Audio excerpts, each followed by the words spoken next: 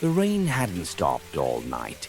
It tapped against the window of my office, steady as a metronome, while the neon sign outside hummed with that low electric buzz. The city was half asleep, drowning in puddles and shadows. I sat at my desk nursing a lukewarm cup of coffee when I heard the creak of the door. She stood there, nervous, clutching her coat tight around her shoulders. Her voice was small, almost lost under the sound of the storm. She said her brother had been found dead. That in itself was tragic, but it wasn't what brought her to me. What unsettled her most was the way they'd found him. His apartment was locked from the inside, the only key in his pocket. The windows bolted, no fire escape, no sign of forced entry, an impossible crime. That's where you come in, detective. Tonight you'll help me solve this case. Listen carefully, study the details, and when you need more time, pause the tape. Because once all the pieces are laid out, you may just crack the locked room mystery. The apartment was bare, sparse, almost lonely.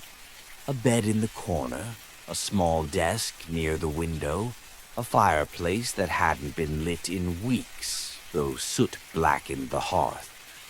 I walked the perimeter slowly, letting my eyes linger on each detail, the kind of details most people overlook. The door was locked from the inside, the bolt still slid across, neat and secure. The only key was found tucked in the victim's pocket, as if he'd never left. The windows, latched tight, rusted in place. They hadn't been opened in years.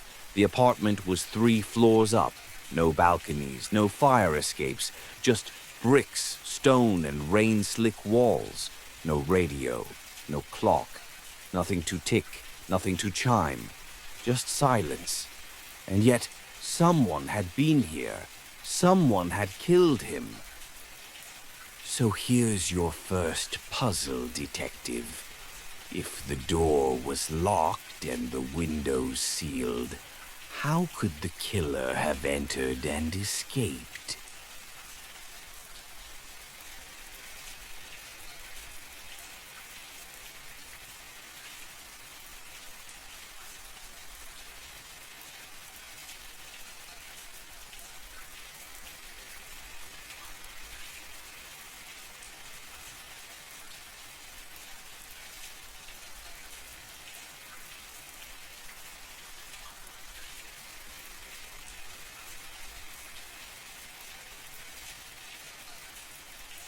The chimney. It wasn't used often, but the soot told me the truth. Someone had climbed down, struck their blow, and then slid back up, vanishing into the storm. 3 suspects, 3 stories, and only one truth. First, the victim's sister.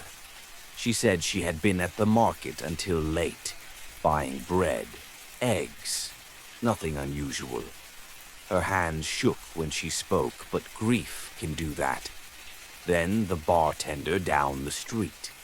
He claimed he was on shift all evening, pouring drinks for tired regulars. His apron still smelled faintly of gin. And then, the neighbor. He told me he stayed home, reading by the fire. He claimed he hadn't left his chair all night. And he said something else. Something small, something careless. He said he remembered the victim's clock chiming midnight. But you and I already know, detective. There was no clock in that room. So think carefully. Of the 3, The sister, the bartender, and the neighbor. Which one is lying?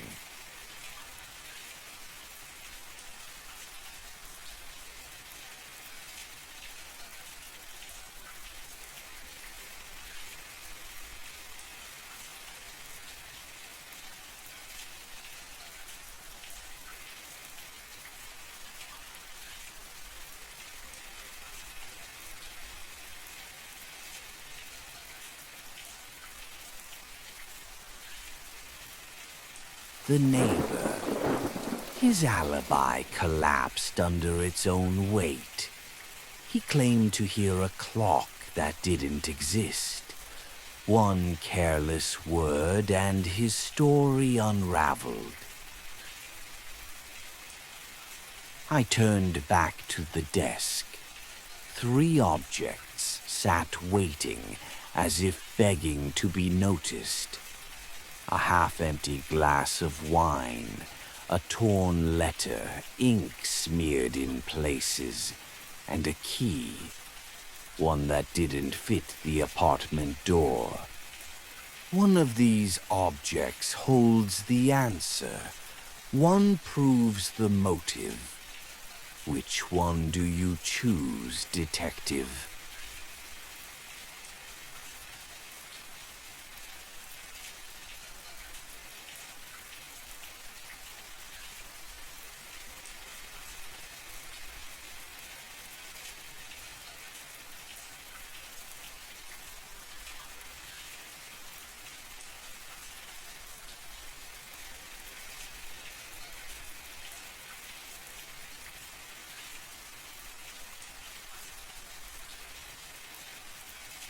The torn letter.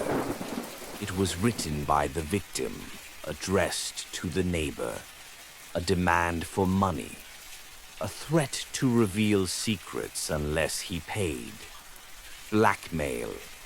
After the murder, the neighbor tore the letter in anger, but he left part of it behind. That scrap of paper proved his motive. When you place the pieces side by side, the picture sharpens. The neighbor was being blackmailed. The torn letter proved it. Desperate, he climbed down the chimney, killed the victim, and took the key. He locked the door behind him, then planted the key back in the victim's pocket before vanishing back up the flue. But he made one mistake. When pressed, he mentioned a clock chiming midnight. But there was no clock in that room. His story crumbled, just like the ashes in the fireplace. Case closed. You did good work tonight, detective. But remember, the city never sleeps. And somewhere, out there in the rain, another case is waiting to be solved.